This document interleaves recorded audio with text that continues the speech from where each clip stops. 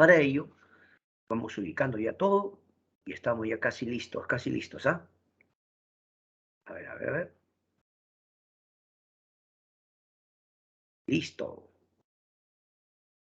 Muy bien. Vamos a ubicar por acá. Expandimos. Listo, estudiantes. Ya estamos en Historia del Perú. República siglo XIX, la reconstrucción nacional. Veamos algunas características fundamentales.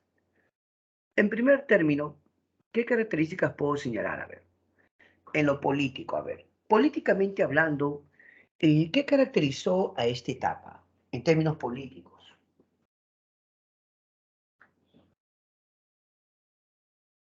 Podemos decir que va a surgir el llamado militarismo. Otra vez, el primer militarismo había surgido después de la Guerra de Independencia. El segundo militarismo surge después de la Guerra del Pacífico. Pero a este militarismo, el gran historiador Jorge Basadre le va a llamar militarismo de la derrota. ¿Por qué, profe? ¿Por qué? Evidentemente, los militares que participaron en la Guerra del Pacífico fueron derrotados. No estamos diciendo que no se esforzaron, no estamos diciendo eso. ¿Ah? Lo que estamos diciendo es que fueron derrotados. Pero también surge la pregunta, ¿y qué era de la clase civil? Cuando usted dice la clase civil, ¿a qué se refiere? Simplemente los que no son militares, a los políticos congresistas, ministros, empresarios. Ellos no son militares.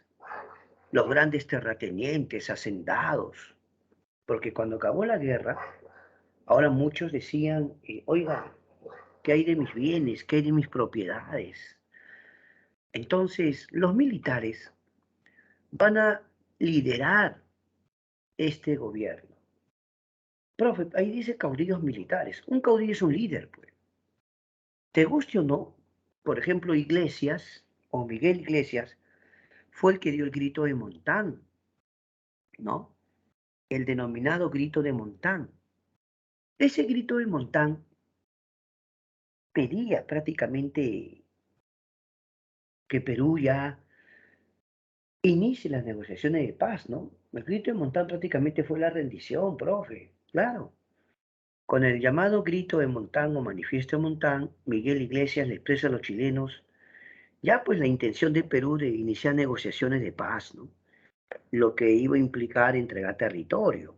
Mira, entre estos caudillos militares, obviamente, ¿quién estaba? Andrés Avelino Cáceres. En esta etapa, Andrés Avelino Cáceres va a ser 2 veces presidente. Claro. En la reconstrucción nacional, Cáceres gobernó 2 veces. Veremos qué pasa con su gobierno. ¿Ah? Claro, porque el famoso héroe de la campaña La Breña ahora estaba en otra faceta. Porque una cosa es ser un general en el campo de batalla y otra cosa es ser un presidente que gobierna desde el palacio. Ya cuéntanos. Veremos qué pasa. El partido civil estaba en crisis. ¿Por qué, profesor? Porque, a ver, ¿no fue Manuel Pardo el que firmó el Tratado Secreto de Mutua Defensa con Bolivia? Ya pues, Manuel Pardo, ¿de qué partido era? ¿No era el Partido Civil? Todo el Perú se preguntaba por qué Manuel Pardo prefirió firmar un tratado con Bolivia y descuidó el sector defensa. Manuel Pardo había disminuido el presupuesto militar. Muchos dicen que como él no se llevaba con los militares, hasta estaba dando medidas con respecto a los ascensos. Si usted no me cree, Manuel Pardo fue asesinado justamente saliendo del Congreso. Cuando Manuel Pardo ya no era presidente y era presidente del Senado, o sea, del Congreso, estaba proponiendo un proyecto que decía que los cargos militares o los ascensos lo debía ver el Congreso. O sea, el mismo ejército no debía hacer los ascensos, sino el Congreso. Eso no le gustó a un sector de militares. Curiosamente, cierto día que Manuel Pardo salía del Congreso, dispararon contra él y lo asesinaron. Ahora, el Partido Civil no gozaba de mucha popularidad en ese momento porque la gente decía que el Partido Civil en parte era responsable de que el Perú no haya llegado bien preparado a la guerra. Por ejemplo, a Perú le pasó que en plena guerra le faltaba armas, municiones. Ah, pero un momentito, profesor. No le debe echar toda la culpa a Manuel Pardo. No, no, no se trata de eso. Porque Manuel Pardo gobernó de 1872 a 1876. Ya, pues la guerra fue en 1879. Entonces, esos 3 años, ¿quién gobernó? Prado. Y Prado era un militar. En esos 3 años, Prado también pudo haber comprado armamento, pudo haber fortalecido el ejército. Ah, y Prado sí era militar. Es más, Prado había sido el presidente en la guerra con España en 1866, cuando hubo el combate de 2 de mayo. ¿Te das cuenta? Por lo tanto, el Partido Civil estaba en crisis. Y, por otro lado, la parte económica. Seamos honestos, un país después de la guerra queda mal económicamente. Pero si hablamos del Perú, el Perú estaba muy mal económicamente, en serio. La economía era muy mala. Claro, prácticamente la bancarrota. Sí, claro. Mira, por ejemplo, cuando acabó la guerra, eh, la moneda, el billete estaba totalmente devaluado. Incluso el país que vence o que gane la guerra también sufre crisis. ¿Por qué? Porque los gastos militares son bien altos. Entonces, Perú tenía que reconstruirse económicamente. Se va a buscar cierta descentralización fiscal. Pero ¿por qué económicamente Perú debía buscar recomponerse? Porque gran parte del país estaba en ruinas. ¿Tú te imaginas cuánto le iba a significar para el Estado reconstruir ciudades, plazas, lugares que habían sido dañados? Gran parte de Chorrillos, Barranco, Miraflores, San Juan, solamente hablando de Lima. Y las otras campañas no fueron en el sur, también se vieron afectadas, ¿o no? O sea, el término reconstrucción nacional aplica sobre todo en el campo de la infraestructura, porque el Estado iba a tener que invertir en otra vez en reconstruir el país. ¿Y qué hay de lo social? Veamos algunas características sociales. A ver, en primer término, ¿quiénes habían peleado en la guerra? No solamente la gente común, también oficiales, ¿no? Grandes militares. Pero ahora que acabó la guerra, había un grupo poderoso que de alguna forma su hegemonía se había deteriorado. ¿Por qué? Porque en la campaña de Breña Cáceres peleó con campesinos. Los que pelearon al lado de Cáceres fueron los campesinos. Los que consiguieron victorias o triunfos fueron los campesinos, gente común, gente humilde. Pero, ojo con esto, cuando ya la guerra ha terminado, los campesinos van a tener que volver a su condición de qué? De yanaconas, trabajadores de haciendas, o sea, una condición de servidumbre. Algo que sí llama la atención es que podían los campesinos a luchar, defender territorio peruano, sentir que estaban peleando por sus tierras, o en realidad estaban peleando en tierras de los grandes hacendados, los grandes gamonales. Cuando Cáceres, por ejemplo, convocó a los campesinos para luchar, muchos campesinos no tenían claro la idea de Perú. No porque no se sintieran peruanos, sino que ellos eran yanaconas. ¿Un yanacona qué cosa es, profesor? Recuerden, un yanacón es un sirviente. En pleno siglo XIX, muchos peruanos vivían en haciendas de grandes gamonales o hacendados en condición de servidumbre. Puede sonar hasta equivocado, pero muchos hacendados, mira, mira la fotografía que ves ahí. ¿Ves la foto? Ya. Te voy a indicar cuál. La última, la última. A ver, ves aquí. A este señor lo están cargando, ¿no? ¿Ves o no ves? Fíjate, ve. Él es un terrateniente, un hacendado, y lo está cargando su trabajador. Por acá hay otro, ¿ah? No, no bromeo, ve. ¿Qué, profe? Sí, a los grandes terratenientes, muchas veces en algunos pueblos los cargaban sus trabajadores. Profe, para que no, si están en esa zona, pues se pueden ensuciar, mojar. No se trataba de eso, sino que algunos estaban en condición de servidumbre y había terratenientes muy poderosos. Cuando acabó la guerra del Pacífico, muchos que habían peleado al lado de Cáceres simplemente tuvieron que volver a su condición anterior. ¿Qué cosa? Servidumbre. Pero lo que sí quedaba claro es que muchos campesinos decían, hemos peleado por nuestras tierras o por la tierra de ese señor. Es que acá en el Perú se vivía una condición casi semifeudal. Profe, ¿cómo decir feudalismo? Si feudalismo le da media. Profe, ¿qué está hablando? Solo es una pequeña comparación. Es una pequeña comparación. Porque había partes del Perú donde había grandes hacendados que tenían tierras y siervos. ¿Y eso acaso no se asemejaba, aunque sea un poquito, a la condición del sistema feudal? ¿Sí o no? Esta era la situación del Perú al momento de comenzar la reconstrucción nacional. Ahora vamos a estudiar a cada gobernante. ¿Qué les parece? Comenzamos entonces a estudiar cada gobierno. Comenzamos con el gobierno de Miguel Iglesias.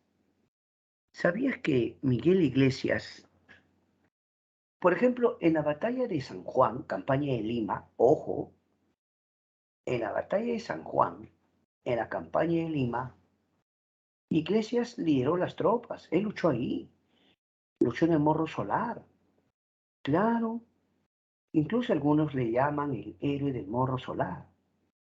Aunque esa batalla lamentablemente se perdió, se dice que Miguel Iglesias y todos los que pelearon en el Morro Solar dieron una titánica, una digna batalla, ¿no? Aunque se perdió la batalla, lo que se dice, pues vendieron caro su derrota, o sea, lucharon intensamente. Miguel Iglesias incluso peleó al lado de su hijo joven. Él va a perder a su hijo también, claro. Pero cuando ya la guerra se sigue desarrollando, él estuvo ya en la Sierra Norte, ¿te acuerdas? Y estando en la Sierra Norte, un grupo de hacendados le dice que lo va a proclamar presidente y le pide que él firme ya un tratado de paz, ¿no? Por eso él hizo el famoso grito de Montán. Posteriormente se firmó el Tratado de Ancón siendo presidente Iglesias, ¿o no? Ahora veamos propiamente su gobierno. Una primera tarea.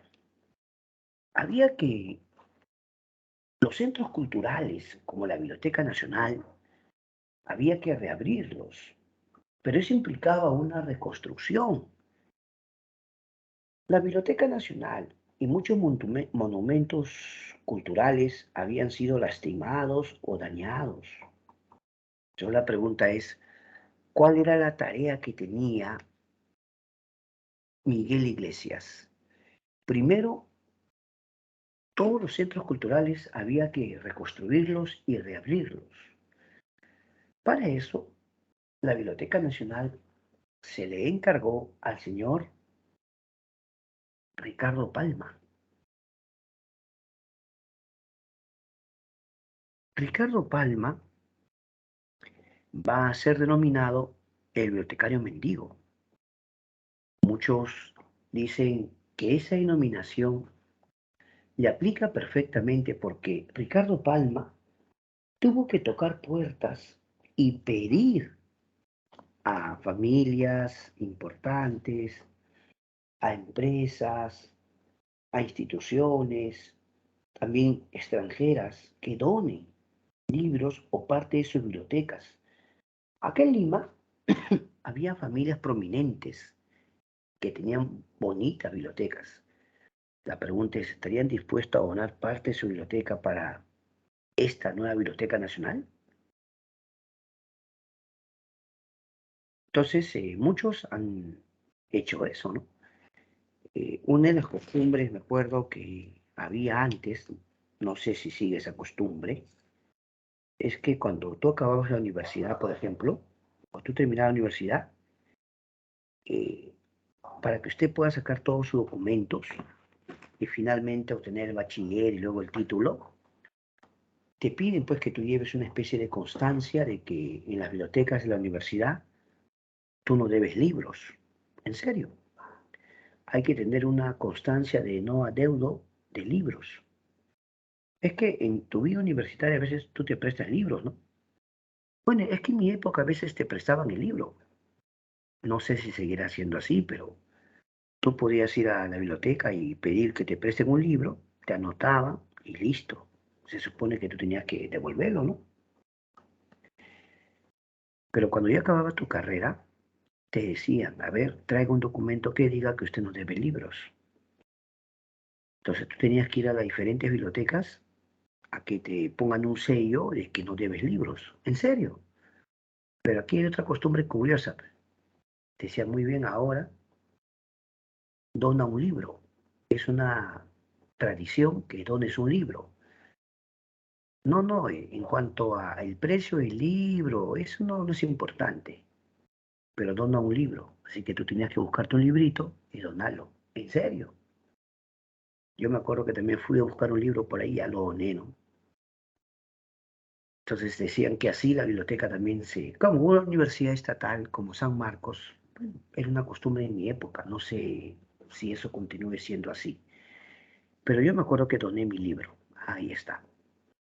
Pero la Biblioteca Nacional empezó a funcionar nuevamente y hay que agradecer el gran trabajo del tradicionalista Ricardo Palma. Por otra parte, en el gobierno de Iglesias se reactivó la Universidad de San Marcos. Una pregunta, ¿a quién se le encargó este trabajo? ¿Tú te acuerdas del presidente Francisco García Calderón, el de gobierno de la Magdalena? ¿Te acuerdas? Aquel que no quiso firmar un tratado entregando territorios y los chilenos lo deportaron. Claro, fue deportado a Chile. Claro que después de la guerra regresó, pero Francisco García Calderón se negó a entregar territorios y por eso fue deportado. ¿Sabías que ahora que regresó al Perú le encargaron la reconstrucción de San Marcos? Claro, también era necesario reabrir el Colegio Guadalupe. El Colegio Guadalupe también se había visto afectado. Profe, espérese un ratito. ¿Por qué los centros culturales? Tú te olvidas que cuando se produce la ocupación de Lima, los chilenos estaban destruyendo parte de la ciudad, sobre todo los centros culturales. Por eso también debes recordar que yo te mencioné que un francés, un almirante francés, Abel du Petit-Arcs, ¿te acuerdas o no? Petit-Arcs. Por eso yo la semana pasada te mencioné, ¿no?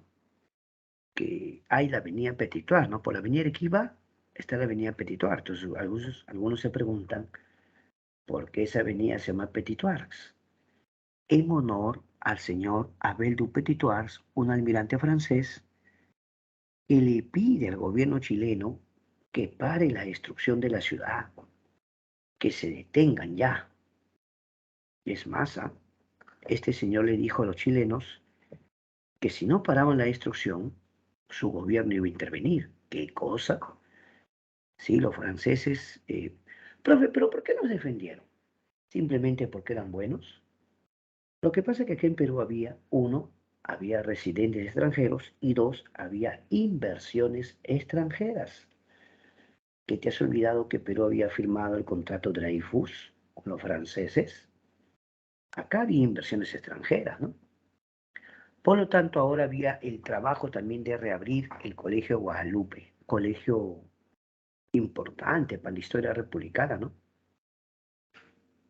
Y se le encargó a un señor llamado Pedro Labarte, el Pedro Labarte, claro. Pero aquí en detalle, esto sí preocupaba mucho, la contribución personal. Mira, ya no existía el tributo indígena, eso ya había, podemos decir, el tributo indígena había sido eliminado en la época de Ramón Castilla, ¿o no? Ya no había tributo indígena. Profe, pero en la práctica, no, espérate. Ramón Castilla en 1854 aprobó la eliminación de la esclavitud y del tributo indígena. Por lo tanto, ¿por qué Miguel Iglesias crea una contribución personal? Lo que está diciendo es que los indígenas van a tener que seguir pagando para reconstruir el país. O sea, lo que se va a decir es que Perú necesita el apoyo de todos, que todos tienen que esforzarse porque no hay plata, pues, no hay dinero. ¿De dónde va a salir para reconstruir el país? Sí, pero ¿no le parece muy simplista o facilista decir, ah, ya le cobro a los campesinos? Está bien, es cierto, no había plata, pero la pregunta es, ¿la solución era cobrar a los campesinos? No, profe, entonces pues, ahí está el detalle. Profe, ¿pero que esa contribución personal no era para todos? No, como siempre, los más afectados serán los sectores populares y los campesinos van a protestar, van a protestar. Por otro lado, tenemos el caso de un joven médico. A ver, no sé si usted ha escuchado hablar de la historia de Daniel Alcíes Carrión, a quien se le considera el mártir de la medicina peruana, Daniel Alcíes Carrión. ¿Usted recuerda qué pasó cuando él era médico? Mejor recordemos, profe, mejor recordemos cuando él estudiaba medicina en San Marcos, justo pues, profe, ya estaba la guerra del Pacífico, ¿no? Entonces, como él era estudiante de medicina, él tuvo que colaborar, ayudar, como por decirlo así, estudiante de medicina, ¿no? Ayudar a curar a los enfermos, los heridos, pues, de la guerra. Ya. Pero una vez que ya pasó la guerra, él ya estaba trabajando en el Hospital 9 de Mayo. ¿Ya? ¿Cuándo es el Hospital 9 de Mayo? ¿Te suena o no te suena el Hospital 9 de Mayo? Claro. Estando él en el Hospital 9 de Mayo, atención, él empezó a recibir muchos pacientes que venían contagiados de la llamada fiebre loroya y la verruga. ¿Ya? La fiebre loroya y la verruga. Estaba preocupado él, sobre todo porque esta enfermedad no tenía cura. No, no había cura para esta enfermedad. O sea que los pacientes se deterioraban poco a poco y luego fallecían. Sin embargo, la pregunta es, ¿qué haría él como médico? Porque al ver que muchos pacientes fallecían por la fiebre de la oroya y el mal de verrugas, él tomó la decisión de inyectarse o inocularse la sangre de alguien que estaba contagiado. Sí, lo estaba haciendo para poder enfermarse, o sea, contraer la enfermedad, y él mismo, con su propia persona, hacer una historia clínica.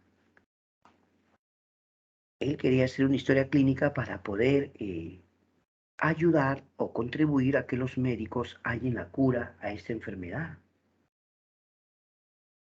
Ah, no, por supuesto, él se estaba sacrificando porque en ese momento no había cura para la enfermedad. Por lo tanto, al hacer esto, al inyectarse o inocularse en la sangre a alguien que estaba contagiado, simplemente él se estaba condenando a muerte. Pero a medida que la enfermedad iba avanzando, él tomaba nota, hacía una historia clínica, iba tomando nota de todos los síntomas, todo el proceso, todo el desarrollo.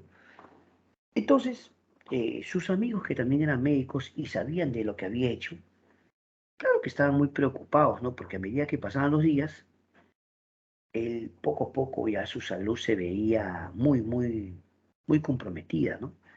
Cada vez se le veía más afectado por la enfermedad. Y así que ya llegó un momento en que francamente ya iba a morir, ¿no? Pero una de las frases célebres de este señor, Daniel Cíes Carrión, fue cuando ya estaba, pues dice, a punto de morir, sus amigos lo rodeaban, dijo, aún no he muerto, amigo mío. Ahora les toca a ustedes terminar la obra comenzada, siguiendo el camino que les he trazado. Interesante, ¿no? Aún no he muerto, amigo mío. Ahora les toca a ustedes terminar la obra comenzada, siguiendo el camino que les he trazado. Daniel Asíes Carrión es el mártir de la medicina peruana. Cuando en el Perú se celebra el Día del Médico o el Día de la Medicina, mi pregunta es, normalmente, ¿qué día lo celebran? Ajá. Normalmente, ¿qué día lo celebran? Los 5 de octubre. ¿Por qué? Porque el 5 de octubre es el día que falleció Daniel Asíes Carrión. ¿Te das cuenta? Él murió sacrificándose para poder hallar una cura a esta enfermedad. Por eso que en el Perú, todos los 5 de octubre se recuerda el Día de la Medicina o el Día del Médico en el Perú. De tal forma que, mira la fecha que escogieron. Escogieron el día que murió Daniel Cíes Carrión. ¿Qué te parece? Ahora, Carrión eh, era natural de Pasco. O sea, que es alguien que de Pasco vino, esto era Lima, ¿sí o no? En San Marcos. O la Facultad de Medicina, ¿no? ¿Qué te parece? Ya está. Sigamos. Debido a que los campesinos sentían que su situación después de la guerra del Pacífico era igual o peor, va a haber una rebelión, pero para Tusparia se va a sublevar en Huaraz. Podemos decir que su rebelión era antifiscal y antifeudal.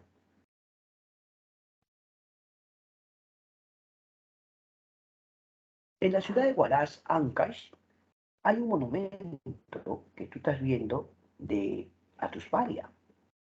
La pregunta es, ¿por qué es recordado Atusparia? ¿Qué hizo él? Se sublevó contra el gobierno de Iglesias por dos razones. Antifiscal porque estaba contra esa contribución personal, ¿ya? O sea, decían, ¿por qué nos tienen que cobrar eso? Está bien que el Perú no tenga plata, pero ¿por qué los más pobres campesinos tenemos que pagar?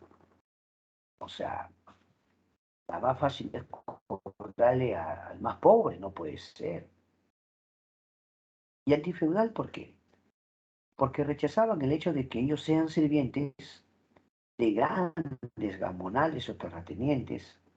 Entonces ellos decían, nuestra condición de servidumbre nunca va a cambiar, porque déjenme decirles, en plena guerra del Pacífico, cuando los campesinos peleaban y ganaban batallas, los campesinos, muchos decían, estas tierras tienen que ser nuestras. O sea, en el fondo ellos querían tierras, tierras que no les daba el Estado, pues, ¿no?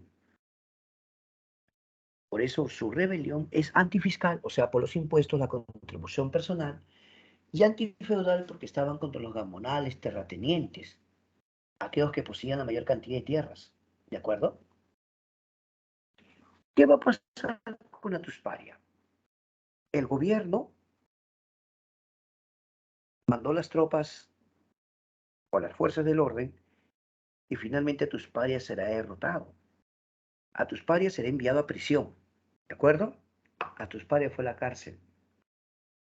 No pasó mucho tiempo y se va a producir la rebelión de Andrés Severino Cáceres. Va a estallar una guerra civil. Repito, guerra civil, Iglesias versus Cáceres.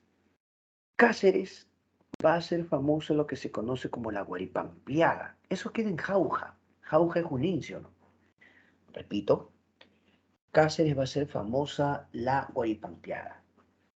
En esta guerra civil Cáceres-Iglesias va a ocurrir algo bien curioso. A ver, profe, ¿qué es lo que va a ocurrir?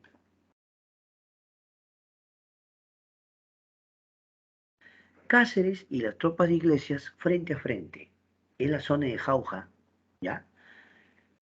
Justamente en esa zona había un puente, puente Guaripampa. Cáceres y la tropa inglesa están peleando y la tropa de Cáceres de repente empiezan a correr, ya empiezan a correr y las tropas de Iglesias empiezan a perseguirle. Entonces parecía que las tropas de Cáceres estaban huyendo, escapando, ¿no? La tropa de Iglesias empieza a perseguirle. De repente cruzaron el puente. Primero las tropas de Cáceres, luego las tropas de Iglesias cruzan el puente. Una vez que cruzaron el puente, ¿qué crees que pasó con el puente? El puente es destruido. Sí, el puente fue derribado, el puente se vino abajo. Eso ya estaba planificado ya. Cuando las tropas de Iglesias voltean, ven que el puente se cae, se dieron cuenta que habían caído en una trampa. Era una trampa. La idea era que las tropas de Iglesias queden atrapadas y no puedan regresar. Cáceres y otro grupo avanzaron hacia la capital. Cáceres ingresa a Lima, le informan a Iglesias e Iglesias presenta su renuncia. Sí, renunció Iglesias. ¿De acuerdo? Y entonces, quién va a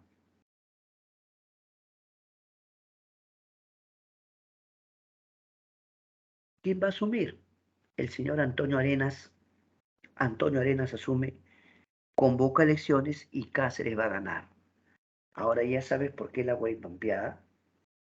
Porque en el pueblo de Guaripampa, Cáceres dejó atrapadas a las tropas de Iglesias, ¿no? Que al no haber puente, se quedaron ahí. Bueno, hasta que regresaran, ya iba a ser muy tarde ya, porque prácticamente Iglesias se había renunciado.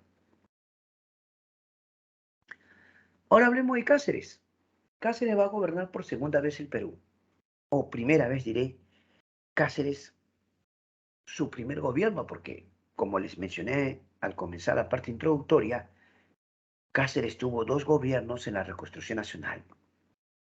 El primer problema que tenía que afrontar, por cierto, él ganó con el Partido Constitucional, ¿ya? Pero el primer problema que tenía que afrontar Cáceres era el hecho de que la economía no andaba bien. Mire, antes había monedas como el sol y también hubo una moneda llamada Inca. Inca. Hay veces un billete que dice 5 incas, ¿no? Lo que pasa es que el billete estaba muy ya devaluado, pues. Producto de la guerra. Instante, por favor. Alguien subió su audio, creo, por favor.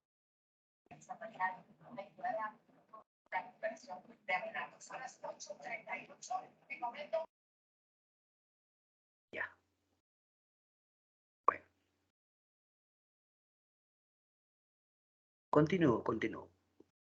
Voy a continuar.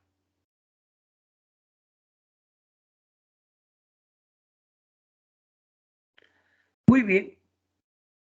Le decía que el billete fiscal estaba devaluado. Claro, después de la guerra la economía quedó muy mal, ¿no? Entonces, ese billete va a ser eliminado por Cáceres. Cáceres lo elimina ya. Ya nada más. Listo, quedó ahí. Pregunta. ¿Qué otra solución podría haber? Los acreedores ingleses quieren negociar con el Perú. Le piden al Perú firmar un contrato y ese va a ser el famoso contrato Grace. Un momento, profesor. Cuando usted dice acreedores, ¿a qué se refiere? A todos los que el Estado peruano le debía. Vamos a imaginar, solo es un ejemplo ya, que Perú le debe a 4 bancos de Inglaterra. Bueno, banco 1, banco 2, banco 3 y banco 4. Listo ya. Y después de la guerra Perú no está pagando porque no tiene plata, ¿no? Claro, después de la guerra Perú no pagaba su deuda, pues estaba sin dinero. Así que estos señores se juntaron, ya los acreedores ingleses, y formaron un comité de tenedores de bonos, así se le va a llamar, ¿no? Comité de tenedores de bonos de la deuda externa del Perú. Se juntaron y acordaron proponerle al Perú una solución. Le dice, mira Perú, nosotros queremos proponerte cancelarte tu deuda. Por cierto, quien va a venir al Perú es un señor llamado Miguel Grace. Miguel Grace va a negociar esto. Y le dice, mira Perú, nosotros te podemos cancelar tu deuda.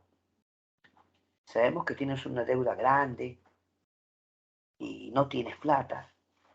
La ventaja de que tú canceles tu deuda es que al quedar libre de deudas vas a poder solicitar otros créditos, otros préstamos. Bueno, seamos honestos, en parte tiene razón, porque cuando alguien está endeudado y no paga, y tú vas al banco a pedir otro préstamo, no te van a prestar, pues. Porque dicen, oiga señor, usted todavía tiene deudas. No. En la actualidad también, ¿eh? Si tú tienes deudas y no estás pagando, hay entidades crediticias, ¿no? Ellos tienen la información de si usted es buen pagador, o si usted está en mora, o si usted simplemente ya no paga, ¿ya? Entonces, Perú, lamentablemente, después de la guerra, yo digo, aunque quisiera, no poder pagar, pues, ¿sí o no? Perú trataba de reconstruirse. Entonces mi pregunta es, solución, firmar un contrato con una empresa inglesa llamada Grace. Miguel Grace vino, ahí lo estás viendo, y dijo, Perú, conversemos. Toda tu deuda externa te lo cancelo, ¿ok?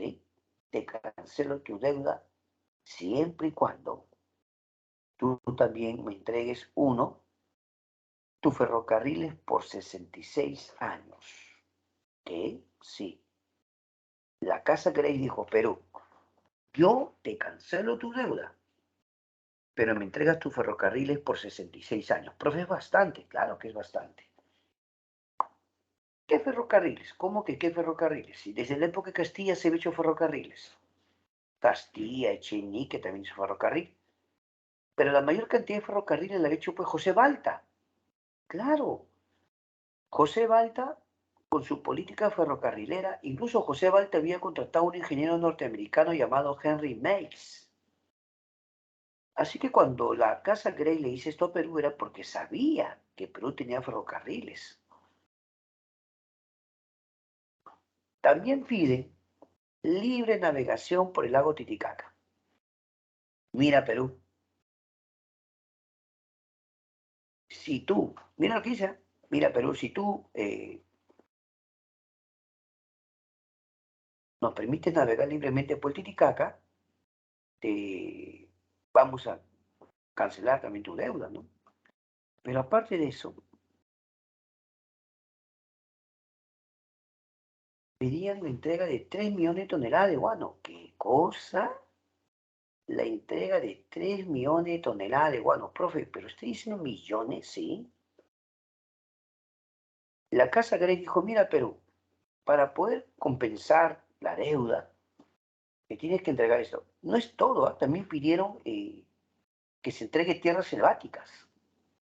Ah, no, para que lo explote. Querían explotación de tierras para poder buscar caucho, pues. Para ese momento no solo Inglaterra, en otros países buscaban caucho. ¿Qué te parece? Pero aparte, Perú, tienes que pagar 33 anualidades de 80.000 libras esterlinas cada una. No puede ser. 33 anualidades de 80.000 libras esterlinas cada una. Ah, su profe. Entonces Perú estaba prácticamente entregando gran parte de sus recursos.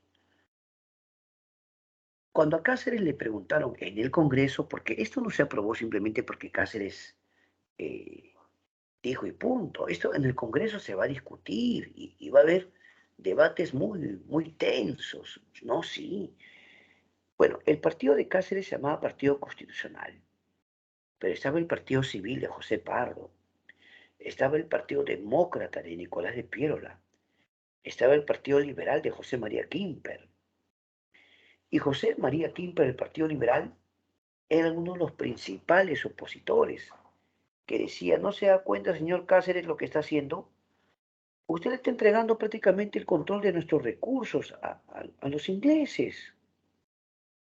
Le está entregando el guano, le está entregando... O sea, no puede ser. Había quienes se oponían a esto, pero al final Cáceres, que era el Partido Constitucional, va a conseguir respaldo de un sector del Partido Civil y va a tener los votos suficientes para lograr su objetivo. ¿Cuál era?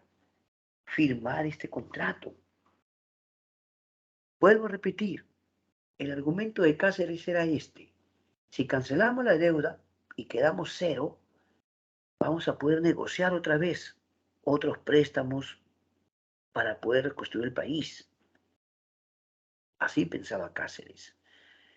¿Y qué pensaban los opositores? Por ejemplo, el partido de Pierola, el Partido Demócrata o el Partido Liberal. Decían, usted le está entregando a los ingleses nuestros recursos y usted se olvida que Inglaterra fue el país que lo ayudó a Chile.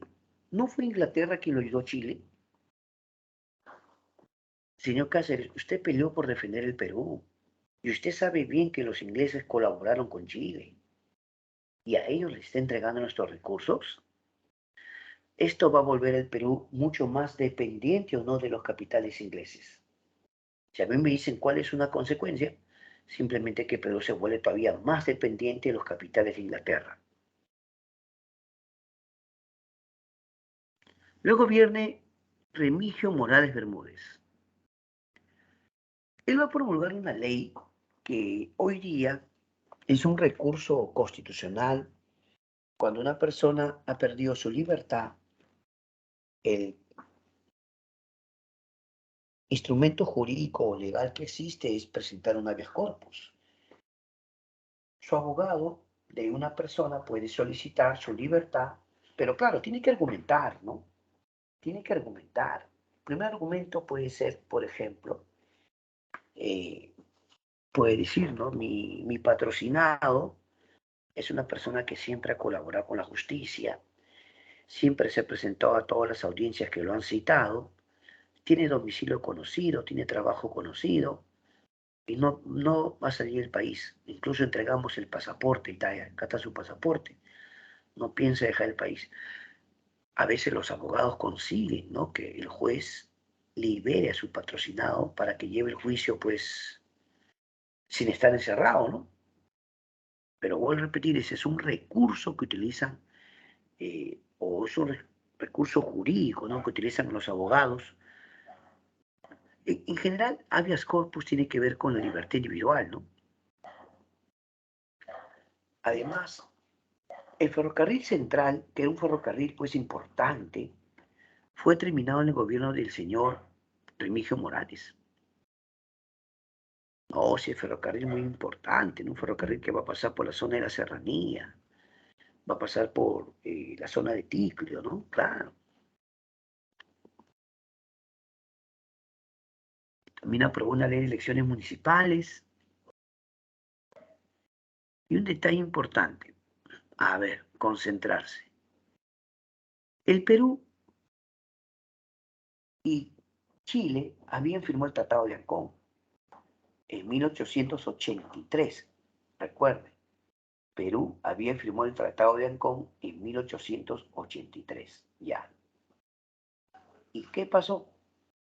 Según el Tratado de Ancón, pasados 10 años, Perú y Chile participarían de un plebiscito donde la población de Tanganyika tenía que ir a votar. La población de Tanganyika votaría a qué país quieren pertenecer, a Perú o a Chile. Ya, ese es un plebiscito. Solamente decidir, o quieren ser parte del Perú o quieren ser de Chile. Así que se van a cumplir estos 10 años. Se esperaba que el gobierno de Remigio Morales consiga esto, ¿no? Pero al final no hubo plebiscito. ¿Por qué? Porque se argumentó ambos países no tenían dinero para organizar un plebiscito. Acordaron más bien juntar fondos, recaudar fondos para luego hacer el plebiscito.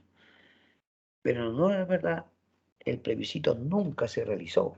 ¿Qué? No hubo plebiscito. ¿Por qué, profesor?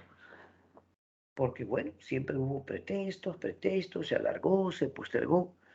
Y en 1929, cuando gobernaba Leguía, en el oncenio, repito, en el oncenio de Leguía, al final se llegó a un acuerdo con Chile. El oncenio de Leguía le dijo, si nos devuelven Tacna, se pueden quedar con Arica. Peces en el oncenio. El presidente Remigio Morales fallece en pleno gobierno y quien va a asumir el gobierno es Justiniano Borgoño. Él convoca elecciones y Cáceres otra vez al poder. Ya está. Cáceres por segunda vez presidente. Ahora, Cáceres va a tener que hacer frente a la coalición nacional. La palabra coalición tiene que ver con alianza, ¿no? Aliados. ¿Qué será esta coalición nacional? Esa llamada coalición nacional tenía como líder a Nicolás de Piérola.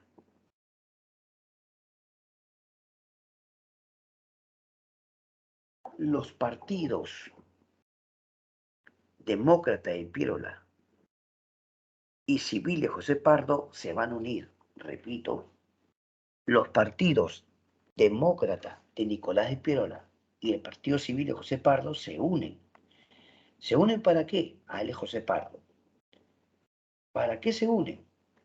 Para sacarlo a Cáceres del poder. Y a eso le llamamos la coalición nacional. Pero otra vez, ¿quién lideró esta coalición? Lo lidera Nicolás de Piérola. Por lo tanto, va a haber una guerra civil entre Piérola y Cáceres. Como tú verás, todos los... se ve en esa pintura que Piérola va adelante con sus tropas, con jinetes, se ve hombres a pie disparando y se ve en la pintura, en la vía pública, los cadáveres, ¿no? La presión de Piérola fue tan fuerte que Cáceres no tenía alternativa. Cáceres podía tal vez enfrentar a Piérola y derrotarlo, pero su popularidad había caído bastante, de tal forma que un grupo de sacerdotes fueron a Palacio de Gobierno a suplicarle que renuncie una vez, que presente su renuncia. Un tal Monseñor Machi le suplicó y al final Cáceres acepta y presenta su renuncia. Ya. Ahora, ¿quién va a tomar el poder? Sí, Nicolás de Piérola. Piérola ya había gobernado en la Guerra del Pacífico por primera vez, ¿o no?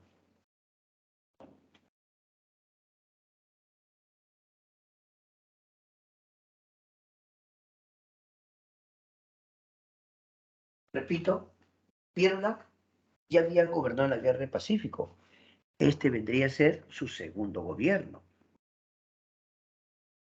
Pregunta para todos ustedes. ¿Cuáles van a ser las medidas más importantes del gobierno de Piérola? En primer lugar,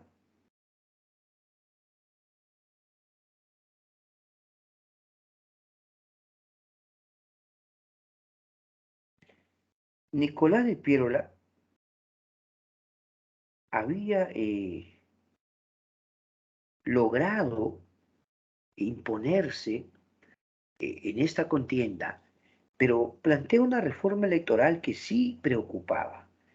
Decía que solo podían votar los alfabetos. ¿Cómo que los alfabetos? Aquellos que saben leer y escribir.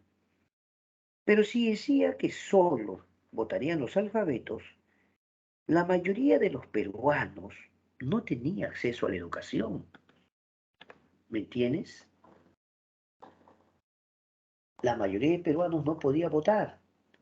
Es que en esa época la educación no era pública, o sea, estatal. En esa época la educación era privada o particular. Entonces, los que iban a las escuelas eran personas que sus familias tenían los recursos para pagarles su educación, ¿no? Profe, pero con esta reforma electoral, bueno, Piero lo que estaba buscando era que solo voten, en todo caso, las personas con educación, pero que eran reducidos, pues, ¿no? En el fondo, esta era una medida discriminatoria contra toda la población analfabeta, ¿no? Otra medida importante es que va a llegar al Perú la misión Clement. Misión Clement es una misión francesa. A ver, en la guerra del Pacífico a Perú, ¿cómo le había ido en el campo militar? Mal, profe. Porque, por ejemplo, ya para la campaña de Lima, ojo, para la campaña de Lima, Perú tuvo que acudir a las reservas. ¿Y qué eran las reservas? Ya te enseñé. Las reservas eran cualquier varón adulto que esté listo para luchar. Los profesionales, los obreros, los campesinos, comerciantes, estudiantes universitarios del colegio de San Marcos, ¿no? La UNI, aunque en esa época se llamaba Escuela de Ingenieros, a estudiantes de los últimos grados de secundaria del Colegio Guadalupe. Entrenarlos en tiempo récord iba a ser bien complicado. Por eso es que Piérola plantea una reforma y para eso llegó directamente de Francia la misión Clement. Primer planteamiento, que exista una escuela para formar oficiales, para capacitar oficiales, y esa será la Escuela Militar de Chorrillos. Ahí está la foto, señor. La Escuela Militar de Chorrillos. Otro, el gobierno de Piérola establece el servicio militar obligatorio. ¿Cuál era su argumento? Que si las personas tenían cierta formación militar, y bueno, así en el futuro no hubiera guerra, el hecho de que las personas tengan cierta formación militar les daba cierta ventaja con respecto al que nunca aprendió. Porque para la campaña de Lima, vuelvo a repetir, mucha gente no tenía ninguna formación militar. Entonces era como comenzar de cero. Por otro lado, se produce la creación de la sociedad recaudadora de impuestos. Pregunta, ¿por qué fue necesario crear la llamada sociedad recaudadora de impuestos? Porque precisamente Perú trataba de reconstruirse económicamente después de la guerra. ¿Qué hacías creándole impuestos a los sectores más pobres si difícilmente iban a poder pagar? Tú podías crear todos los impuestos que quieras, pero los sectores populares, ¿por qué no cobrar impuestos ya a empresarios o empresas grandes?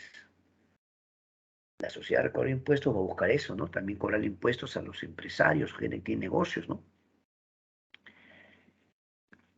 Una de las tareas de Piérola va a ser recaudar fondos para, claro, recaudar fondos para recuperar Tacna de Arica, ¿no? El estanco de la sal implicaba que Perú iba a ponerle, o el Estado era el único que iba en este recurso. Este recurso no iba a ser comercializado por todas las personas. ¿Te das cuenta? Establece una nueva moneda, la libra peruana de oro, así la que puedes ver, ve, ahí está, ve. Nueva moneda, libra peruana de oro. Pero un detalle importante, el boom del caucho. En la Amazonía peruana había este recurso. Las empresas europeas, sobre todo Inglaterra, querían caucho. Un personaje que se va a hacer conocido es Fermín Fiscarral. Sin embargo, hay que reconocer algo. Si bien es cierto, Fermín Fiscarra fue un empresario que explotó el caucho, para obtener ese caucho, muchas veces los nativos, los pobladores aborígenes, eran perseguidos y eran llevados por la fuerza a trabajar en las zonas más difíciles de la selva. Acá en el Perú, en la Amazonía, había caucho. Ya usted seguramente ha visto alguna vez cuando quieren sacar el caucho, es una tarea que toma tiempo, porque el caucho, tú haces un corte al árbol y cae como gotitas, ¿no? Cae como gotitas. Eso demora. Muchas veces los que trabajan tienen que internarse en lo más profundo de la Amazonía. Muchos se quejaban de prácticamente explotación, ¿no? Así que ese caucho que se van a llevar los extranjeros va a ser para la industria del automóvil, ¿no? Para sus llantas. Pero el poblador común y corriente no sentía ese beneficio, ¿no? Muy bien, muy bien, muy bien. Hasta aquí hemos visto la parte teórica, mis queridos estudiantes. La parte teórica. Dejo de compartir, dejo de compartir y les pido, por favor, que a partir de este momento ya puedan buscar su examen. Sí, busquen su examen, por favor. Y así que a practicar. Vamos, vamos. Todos a practicar. Ubique su examen, por favor, y ya puede darlo. No espere el último minuto, por favor, de una vez de su examen. Ya. A ver, a ver, a ver, a ver. Excelente. Ya tenemos una respuesta. Muy bien. Dos respuestas ya, excelente. Ya van dos respuestas ya. Y a los dos le ha ido muy bien, ¿ah? Le felicitamos. Invitamos al resto de jóvenes a que pueda dar su examen. Vamos, chicos, vamos, vamos, todos a dar su examen, ¿ah? Nadie se queda sin dar examen. Vamos, vamos, todos, todos. Ya van cinco, ¿ve? Excelente, ya van cinco ya. Y vamos a esperar que todos puedan darlo. No se confíe con la hora, vamos.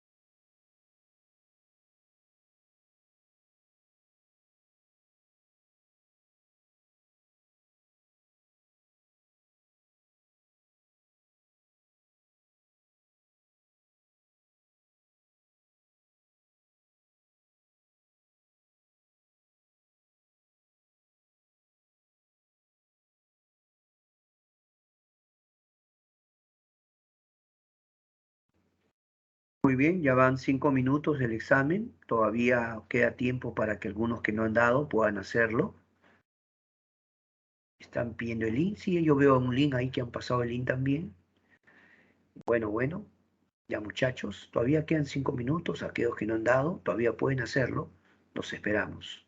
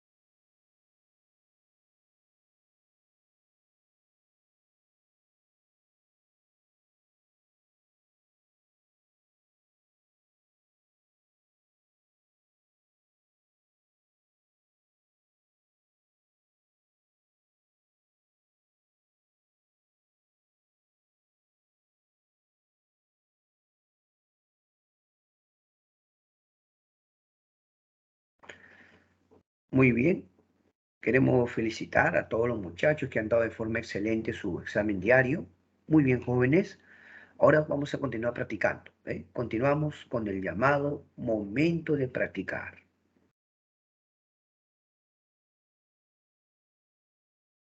Muy bien, el momento de practicar. A continuación, invitándolos a participar, no olviden mande sus respuestas. Es importante que usted participe. Vamos, vamos. A ver la pregunta uno. La primera pregunta, todos, ¿ah? Sobre la reconstrucción nacional indica aspectos importantes. A ver, manda tu respuesta, por favor. Te voy a esperar un poquito. Manda tu respuesta. Vamos, pregunta uno.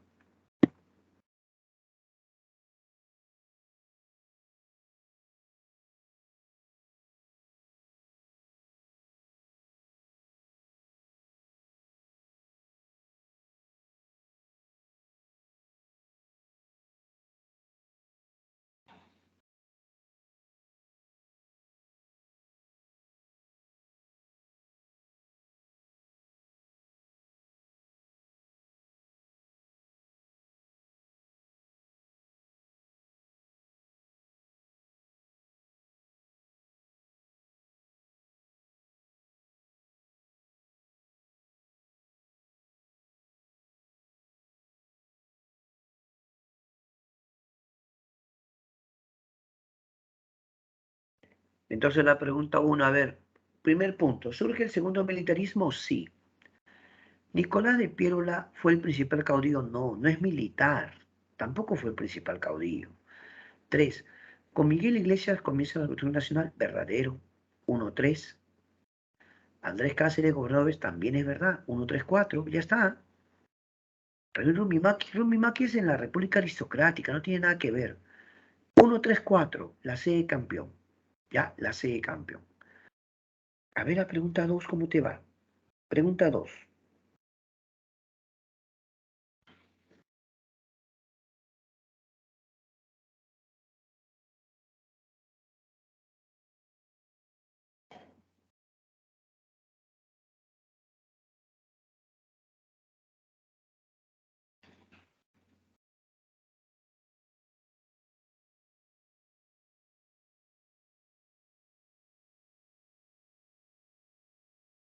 Durante la Primera Guerra Civil de la Reconstrucción Nacional se enfrentaron. La Primera Guerra Civil fue entre, claro, Iglesias versus Cáceres. Iglesias versus Cáceres, la D, en la que Cáceres le gana. ¿Te acuerdas lo de la Guaripampeada? La 2, la D, doctor. Ahora cuidado con la 3. A leer. Habla sobre el contrato Grace. Vamos, pregunta 3. Habla sobre el contrato Grace. Lee y ubica tu respuesta. Vamos, vamos. Yo te espero. La idea es que tú practiques. Vamos, vamos, a leer, a leer. Lea, por favor.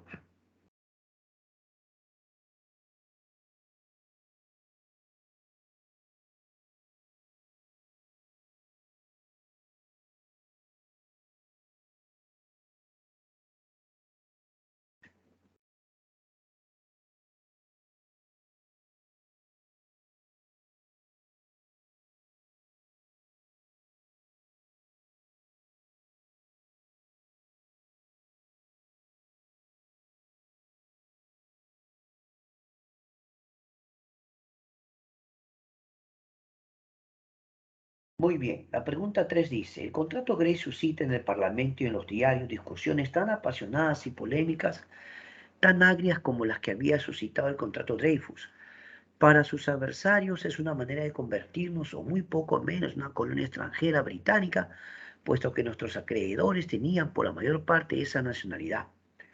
Para sus defensores es un medio práctico y hasta inevitable de restablecer el crédito del país y de atraer entonces los capitales que tan desesperadamente necesitamos para volver a poner en marcha nuestra economía exangüe. Enrique Chirino Soto, Historia de la República, Editorial Andina. Según el texto anterior se puede afirmar, a ver, ¿qué se puede afirmar? ¿Qué dices?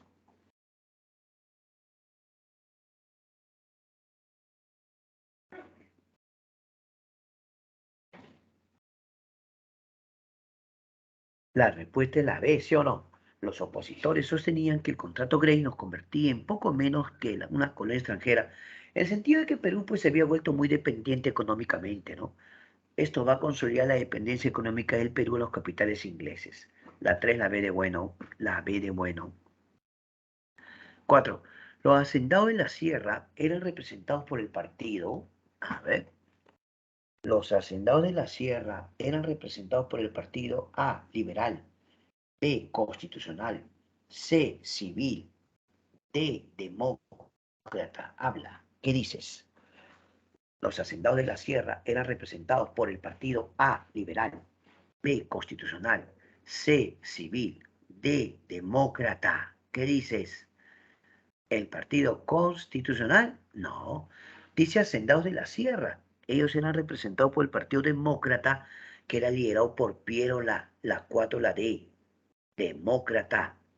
5. Esta está fácil, ¿ah? Esta sí pues. Selecciona el presidente de la Reconstrucción Nacional. Vamos, vamos. A ver, selecciona. Busca, busca, vamos.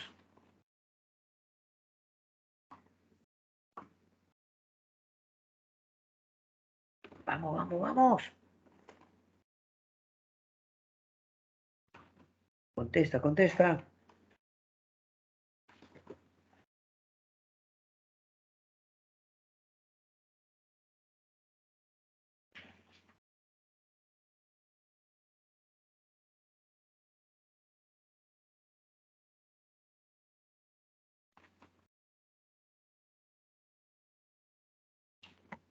Ya.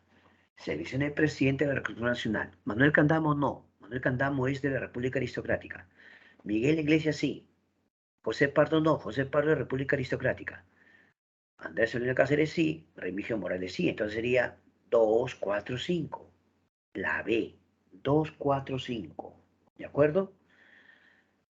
6. Sobre el gobierno de Miguel Iglesias. Vamos, vamos. Sobre el gobierno de Miguel Iglesias. Indique la secuencia de verdadero o falso adecuada. Vamos, vamos. Contesta, contesta.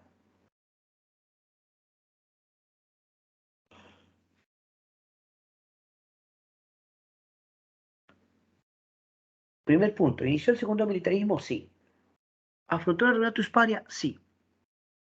¿Firmó el contrato Grace? No, eso es Cáceres. ¿La vez Liga Peruana de Oro? No, eso es Pirola.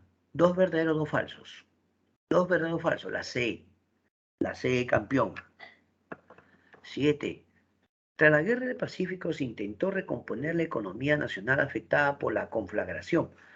Una de las medidas fue la firma del contrato Grace. Respecto a este acuerdo, señale verdadero o falso según corresponda.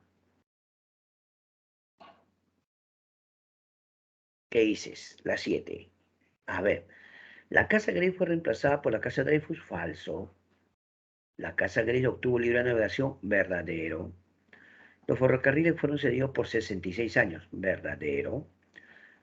El Perú obtuvo la cancelación de Ciudad Externa, verdadero. El recurso principal fue el petróleo de Parilla. No, no, no, no, no, no. Nadie habla de petróleo en esa época. Falso. Por lo tanto, la A, profesor. Correcto. Letra A. Falso, verdadero, verdadero, verdadero, falso. Letra A. Vamos a la 8, vamos a la 8. Después de la guerra con Chile, los hacendados costeños hicieron frente a un grave problema de escasez de mano de obra a raíz de la suspensión del tráfico de chinos promovido por el Tratado de Tientsin de 1874. Este problema fue solucionado a fines del siglo XIX por los hacendados azucareros de la costa norte mediante. Ay, ay, ay. ¿Qué es eso? Esta pregunta nos hace ver la necesidad de mano de obra que tenían en la costa, ¿no? Entonces, como tenían necesidad de mano de obra, ellos establecen un sistema que en la República Aristocrática, te voy a explicar, es el enganche, la C. ¿Qué es enganche? Te pago adelantado, pero hay un contrato. Te pago adelantado, pero firmas un contrato. El enganche, la C. 9. La coalición nacional fue la unión de los partidos políticos Demócrata y Civil, Demócrata Constitucional, Aprista Civil, Demócrata Unión Revolucionaria. Respuesta. La coalición nacional fue la unión de los partidos. Habla, habla. Demócrata y Civil. Letra A. 9A. 10. En la siguiente línea cronológica se puede deducir que entre 1895 y 1899 existe un gobierno que se puede considerar como transición entre el segundo militarismo y la República Aristocrática. ¿Quién fue ese presidente? ¿Mm? ¿Quién gobernó entre 1895 y 1899? ¿Quién? Es el último gobernante de la Reconstrucción Nacional. ¿Quién? Nicolás de Piérola. Nicolás de Piérola, la B de bueno, la B de bueno. Listo. Dejo de compartir. Muy bien. Siempre saludando que los muchachos participen muy bien, dándole las gracias por participar, ¿eh? Muy bien. Ahí está la respuesta de todos los jóvenes como Paula Camila, Jonathan Sebastián, Andrés Sebastián, Yesenia Sepúlveda, Mary Joy, Jefferson, Fabián, Daniel Cayetano. Gracias por participar. Ya, muy bien. Ahí vemos los nombres de los muchachos. Benny Alessandro también está presente. Ariana Jennifer. Gracias, gracias por siempre mandar. Darwin, está el amigo Darwin. A partir de este momento quisiera pedirles por favor que puedan mandar también ya preguntas. Sí, alguna pregunta del tema que tengas, por favor, que quieras que te explique con mucho gusto. ¿Ya? Vamos, vamos, vamos. Preguntas del tema o temas anteriores, no hay ningún problema, con gusto le contestamos, ¿sí? Vamos muchachos, escribir preguntas, escribir preguntas. Claro, pues. Ah, ya, Tania, a quien le encargaron fue al que había sido presidente Francisco García Calderón, ¿ya? Francisco García Calderón. ¿Te acuerdas que él había sido presidente el llamado gobierno de la Magdalena? Como él se rehusó a firmar un tratado entregando territorio, lo habían deportado a Chile. Pero luego de la guerra regresó y a él le encargan San Marcos. Gracias por la buena pregunta, Tania Belén, muy amable. Ahora invitamos al resto de jóvenes a escribir preguntas del tema o temas anteriores. Fíjate lo que vendría a ser como tu tareita domiciliaria, siempre preguntas para que practiques. Aunque yo le mando las claves en el PPT, ¿no? Pero igual, si hay una que no te convence, pregúntame, pues, por favor, ¿ya? Para ayudarte, para ayudarte. Vamos, vamos, pregunta, pregunta. Nosotros le dedicamos tiempo a este momento para que los muchachos tengan la oportunidad de resolver sus dudas, ¿ah?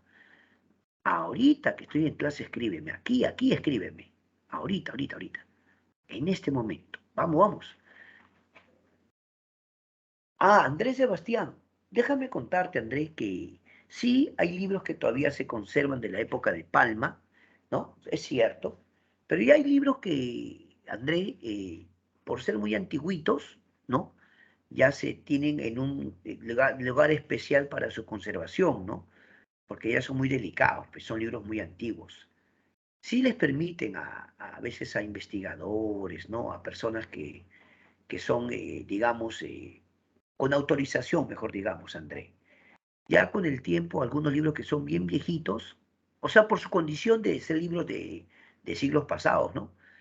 Ya se los ponen en PDF para que tenga acceso la gente, ¿no? Hay bibliotecas en el mundo ya que esos libros así bien antiguitos se permite ya ver el archivo nomás, porque si no, pues, si usted lo manipulara, se puede dañar. Que son libros muy antiguos, pues, ya, pero de existir existen. Gracias, Andrea, esa pregunta está excelente. Ah, sí. Ah, sí, Jefferson, sí. Algunos le llaman que el quepí rojo, que el quepí azul, ¿no? Algunos le llaman así, amigo Jefferson. Sí, sí, sí, es una forma como le llaman algunos. Los que usaban quepí azul, quepí rojo, pero la verdad no es muy común en todo caso. ¿Ya, Jefferson? Simplemente las tropas de iglesia contra Cáceres, yo siempre le cuento a los chicos lo de la guaripampeada. Guaripampa jauja. Pero te agradezco la observación, mi amigo Jefferson, muy amable. Claro que sí. Vamos, chicos, vamos, vamos, pregunten, pregunten. Vamos, pregunten, todavía pueden preguntar, y tiempo, y tiempo. Dice, bueno, Fabián, déjame contarte, mira, esta pregunta está excelente. Fabián dice, ¿en qué benefició a José Pardo ayudar a Piérola? Es que esa alianza va a continuar después de la Reconstrucción Nacional. Por ejemplo, cuando comenzó el siglo XX, Fabián, en la República Aristocrática, el primer presidente del siglo XX va a ser Lope de Romaña, era demócrata, pero en alianza con el Partido Civil. Y luego López Robaña permite que el Partido Civil llegue al poder y después toda la República Aristocrática el Partido Civil va a ser el más poderoso. Claro, sí le benefició, porque el partido se va a volver a restablecer y en el siglo XX va a ser el partido más poderoso, claro, de las primeras décadas, ¿no? Allá, Ariana, lo que pasa es que cuando acabó la guerra, Ariana, cuando acabó la guerra, tú sabes que siempre la gente busca culpables, ¿no?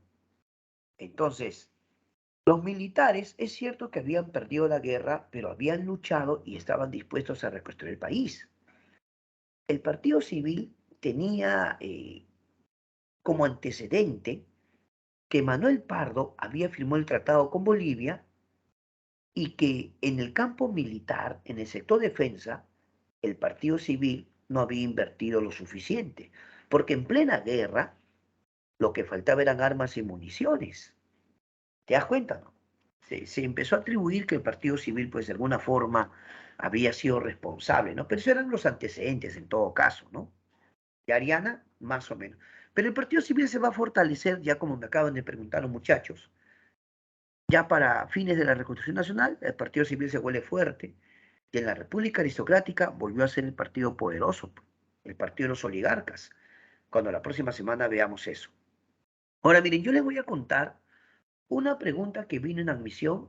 Miren, no les miento, les voy a leer, ¿ya? Ustedes se van a dar cuenta rapidito, todos atentos, ¿ah? Dice así, Jorge Basadre denominó República Aristocrática el periodo de nuestra historia republicana dirigida por los sectores sociales pertenecientes a la élite criolla limeña. Sin embargo, dice, el acceso al gobierno de esta aristocracia limeña se inició con una coalición política establecida luego de la derrota del gobierno del segundo militarismo, debido a una guerra civil liderada por Nicolás de Piérola. Esta coalición se desarrolló con la alianza de los partidos A, constitucionalista y republicano; B, demócrata y civilista; C, aristócrata y demócrata; D, civilista y constitucionalista. Hace un momento lo hemos visto. A ver, ¿qué alianza se formó en la coalición nacional? A, constitucionalista y republicano; B, demócrata y civilista; C, aristócrata y demócrata; D, civilista y constitucionalista. Sábado 2 de abril 2022. ¿Qué dices? ¿Qué dicen? A ver, claro, la B, demócrata civil. Mira, esta pregunta ha venido para el área E en el último examen de San Marcos, ¿ah? No les miento. Sábado 2 de abril 2022. Contestaste demócrata civil, es lo que te acabamos de enseñar, ¿sí o no? ¿Ya ves? O sea que tú sabes, ¿ah? Sí sabes. Y te estamos enseñando como para que tú estés listo para un examen de admisión. Mira, esta pregunta ha venido, no les miento. Es la pregunta 65, sábado 2 de abril 2022, área E. Es una pregunta de ECO, de San Marcos. ¿Ya? Así que ya saben, ¿ah? Ahora, Mary Joy me ha preguntado, ¿puede repetir sobre el billete fiscal y por qué Cáceres lo elimina? Es que después de la guerra, Mary Joy, el billete estaba muy devaluado. Entonces, el billete era solo papel. Por eso que Cáceres decide eliminarlo y establecer otra vez la moneda. No era culpa de Cáceres ni de Iglesias, era que la economía quedó mal por la guerra. ¿Te das cuenta, no? Llega un momento en que tu billete se evalúa tanto que ya solo es papel, pues entonces por eso que Cáceres lo elimina. ¿Ya, Marijoy? Y qué bien, ¿ah? Mira, me acaban de contestar una pregunta de ECO y quiero felicitarlos, muchachos, porque eso muestra pues que ustedes son capaces de poder afrontar en realidad cualquier examen, ¿ah?